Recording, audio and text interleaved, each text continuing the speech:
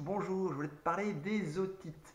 Avant de faire opérer ton enfant, parce qu'il a constamment des otites et qu'il y a des infections, je voulais t'apporter moi mon ressenti et mon expérience, voilà, qui est en fait une otite que c'est une bactérie, voilà, qui va se développer dans ton oreille parce que cette bactérie, elle peut se développer parce que le terrain, voilà, l'oreille de ton enfant, il permet ça. Ça veut dire qu'il y a une acidité qui a changé, qui s'est déréglée, et la bactérie, elle peut se développer. Si le corps de ton enfant, si son oreille interne, externe ou moyenne, voilà, les trois éléments, ils sont équilibrés, cette bactérie-là, elle n'a pas lieu de se développer.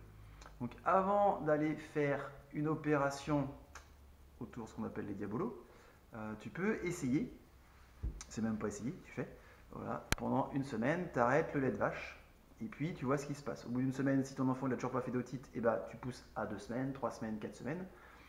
Et puis le jour où tu reprends du lait de vache, bah, tu verras que l'otite revient. Donc ça veut dire que avant de faire une opération, il y a un test simple, c'est ça, c'est voir l'acidité du corps. Est-ce que ton enfant il supporte le lait de vache? Et moi je me rends compte que dans 2 cas sur 3, voilà, les otites elles sont réglées en changeant simplement celui-là.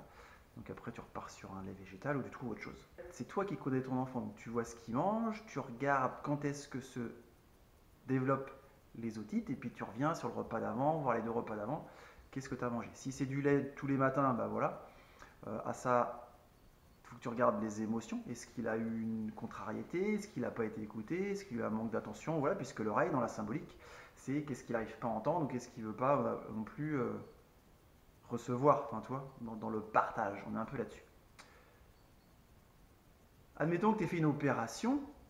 Donc pareil, il y a 2 cas sur 3 où il y a un risque de dérèglement, parce que si tu n'as pas traité la base, le fond du problème qui est alimentaire et qui va dérégler l'acidité du corps, si le terrain, l'oreille, il est toujours prêt à recevoir et à permettre de développer cette bactérie-là, et bien les otites vont revenir. Du coup, ça que je trouve intéressant, c'est prendre conscience que tu as la possibilité d'essayer toi envers ton enfant ou envers toi-même, voilà, d'arrêter le lait de vache, et puis tu vas voir que, bah, en général, ton otite est disparue. Voilà, j'espère que cette petite vidéo t'apportera et je te dis à bientôt.